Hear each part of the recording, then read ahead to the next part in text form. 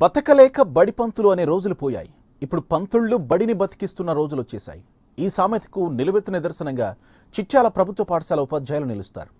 నిర్వీర్యం అవుతున్న ప్రభుత్వ విద్యా వ్యవస్థను బలోపేతం చేయడానికి ఆ పంతులు తన వంతు కృషి అమోఘం.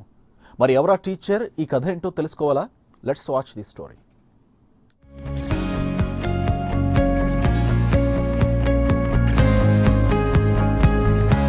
నల్గొండ జిల్లా అడవి దేవులపల్లి మండలం చిట్యాల గ్రామంలో ప్రభుత్వ పాఠశాల ఉంది.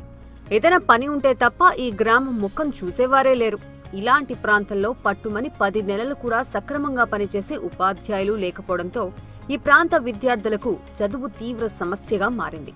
అయితే ఇది 2 ఏళ్ల క్రితం నాటి మాట. ఇప్పటి పరిస్థితి మాత్రం వేరనే చెప్పాలి.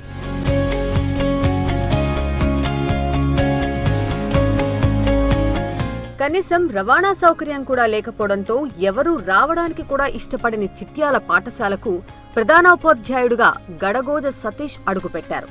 దీంతో ఆ పాఠశాల రూపురేఖలు మారిపోయాయి.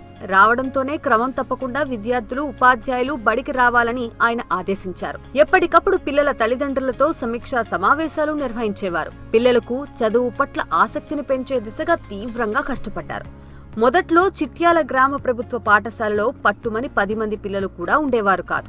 ఉపాధ్యాయుడి చొరవతో ఇప్పుడు విద్యార్థుల సంఖ్య మొత్తం 60కి చేరింది. దీంతో ఆ ఉపాధ్యాయుడి పనితీరును ప్రశంసించని వారే లేరు. ఆయన వచ్చిన కానించి ఇంతకుముందు 21 మంది ఉండేది, 30 మంది, సంవత్సరానికి 10 మంది అట్లా పెరిగికుంటూ 50, 63 మంది అయ్యారు ఈ రోజుకి. మరి వచ్చిన కానించి మంచిగానే పిల్లలు చదువుతుండ్రు, మంచిగానే డెవలప్ అవుతుండ్రు. ప్రైవేట్ స్కూళ్ళ కంటే ఇక్కడ కూడా మంచిగానే చదువుతుండ్రు.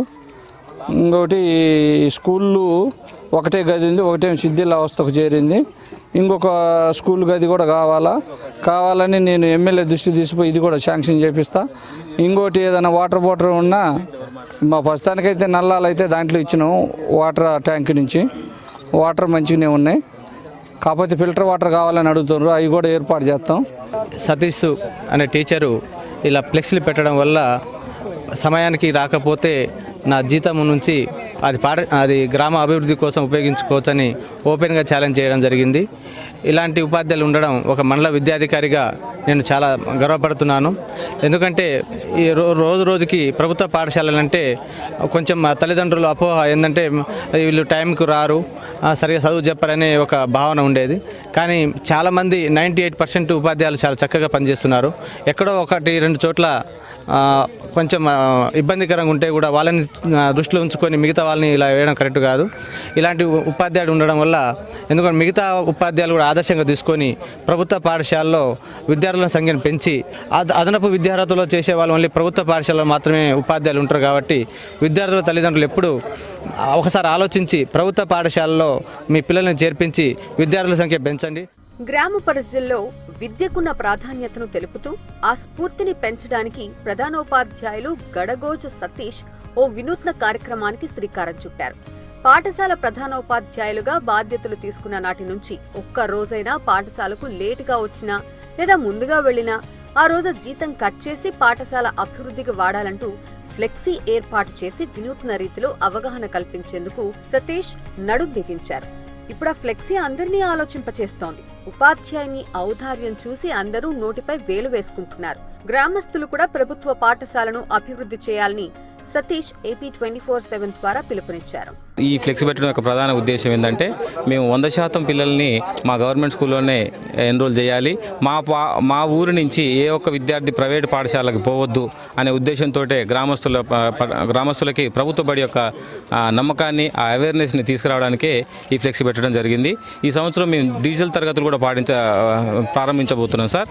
తద్వారా మేము ఈ విషయాన్ని ఇంకా తీసుకెళ్ళి మేము కూడా ప్రైవేట్ పాఠశాల కంటే మెరుగ్గా చెప్పగలమని మేము గ్రామస్తులకు మీ అందరి సమక్షం ద్వారా నేను తెలియజేసుకుంటున్నాను. ఒక్కసారి మా పాఠశాలకు రండి, మా పిల్లల అభ్యసన సామర్థ్యాలు పరీక్షించండి. తద్వారా మీరు ఏ స్కూల్ మంచిదని తెలుసుకోండి. ఖచ్చితంగా మేము ఆ విషయంలో మా పిల్లలు మెరిట్ సాధిస్తారని మేము ధీమా వ్యక్తం చేస్తున్నాం. ఈసారి 100% పిల్లల్ని మా పాఠశాలలో ఎన్రోల్ చేయడం మా లక్ష్యం. టీచర్ సతీష్ లాంటి వారు మండలానికి ఒక్కరున్నా ప్రభుత్వ పాఠశాలలు దినదినాభివృద్ధి సాధిస్తాయనడంలో ఏమాత్రం సందేహం లేదు.